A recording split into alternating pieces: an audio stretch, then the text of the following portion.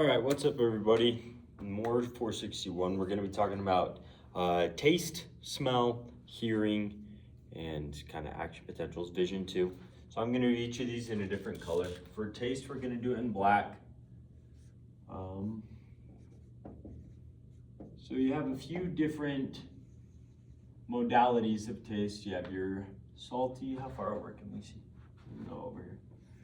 You have salty. You have sour, and then you have sweet, bitter, and umami. You also have a fat modality, but we're not going to talk about that much. Okay.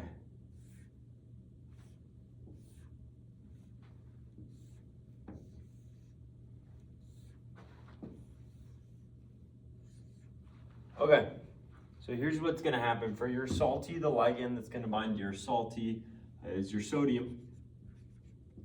I guess not your ligand, but your main ligand.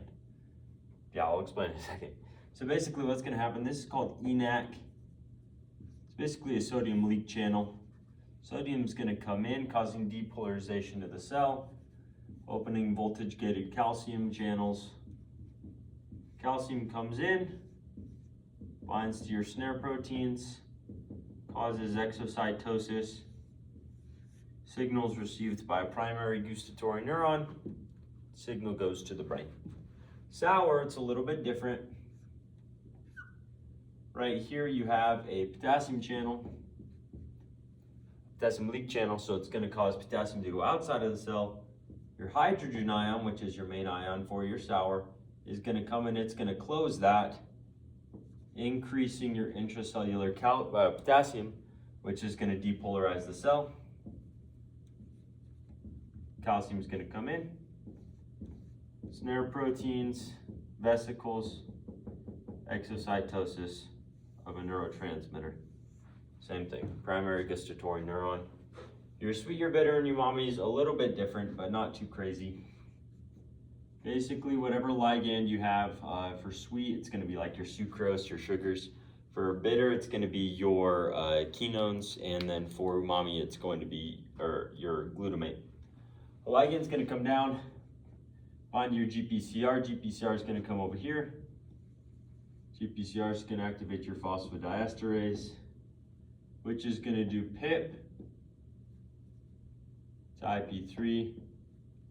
IP3 is going to go two places. You have an IP3 gated calcium channel on the membrane. You also have an IP3 gated calcium channel on your sarcoplasmic reticulum.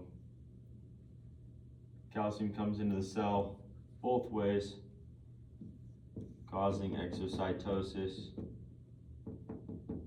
of your neurotransmitter. Same thing, primary gustatory neuron. Okay, that's taste. Vision we'll do in green. Not vision, we'll do olfaction first.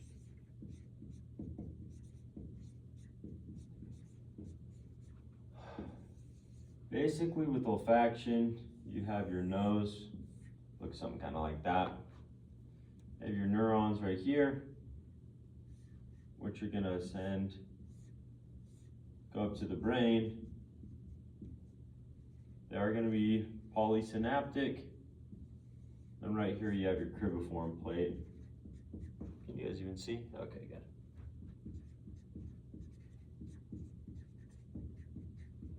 Like that. If we take this spot right here and we zoom in, it's going to look something like this. Basically what's going to happen is you're going to have a dissolved odorant. It's going to come along. It's going to bind to a GPCR right here. That GPCR is going to activate adenylyl cyclase, which is going to cause AMP to go to CAMP. CAMP's going to come over here, and it's going to bind to a CMP-gated cation channel. Cations are going to come inside the cell, depolarizing it, causing an action potential, which is also going to open a chloride channel. Driving force of chloride is going to make chloride go out, more depolarizing the cell, sending up an action potential even further. So that's taste and smell. Erase it real fast. We'll get into vision, and then we'll finish up with hearing.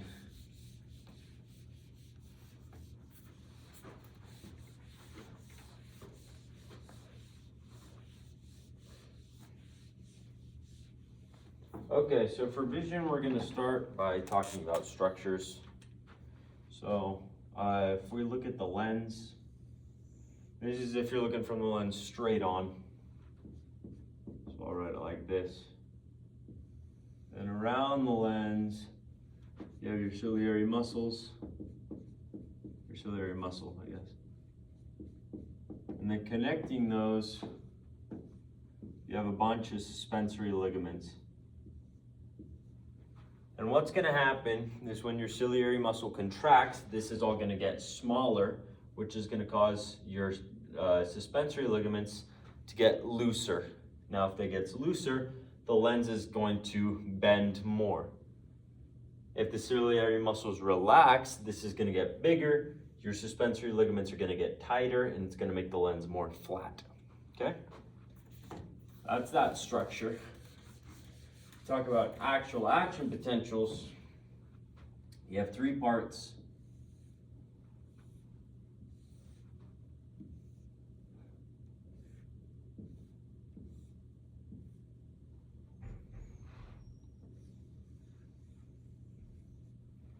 You have your photoreceptor,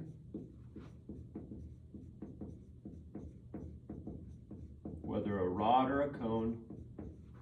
You have your bipolar cell,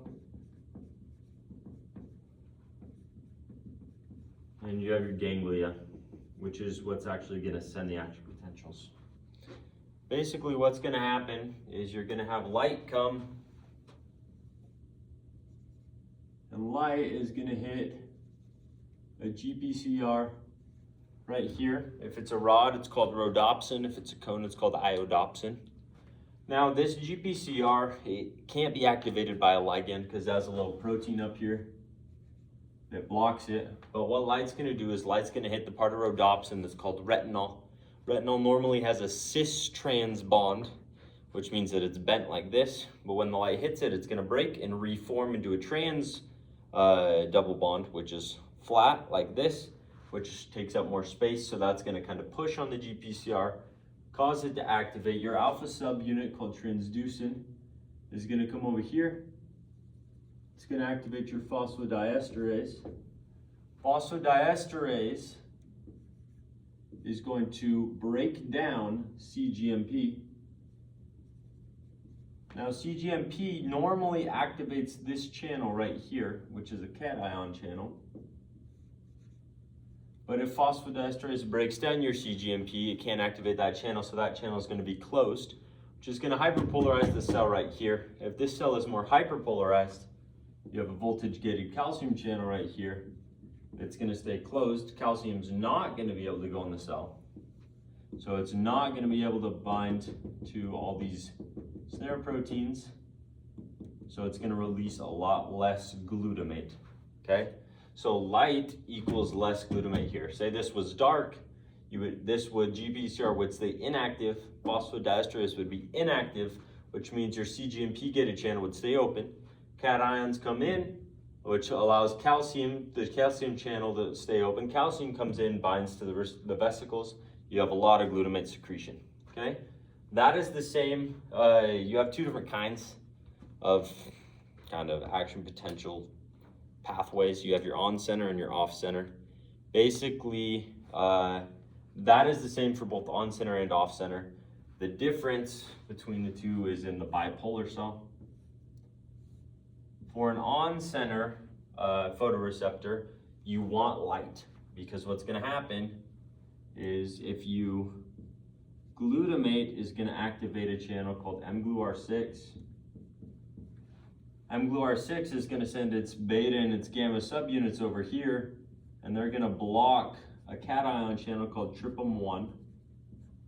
which is going to make it so that cations cannot come inside the cell, which means voltage-gated calcium channels stay closed, which means you have less secretion of glutamate, which means glutamate can't bind to this AMPA channel down here as much.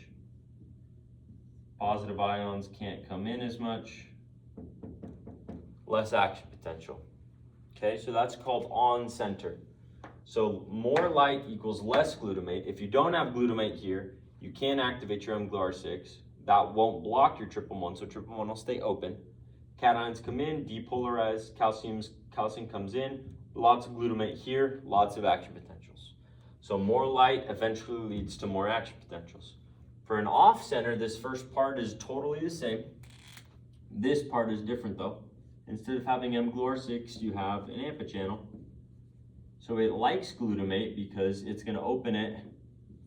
Cations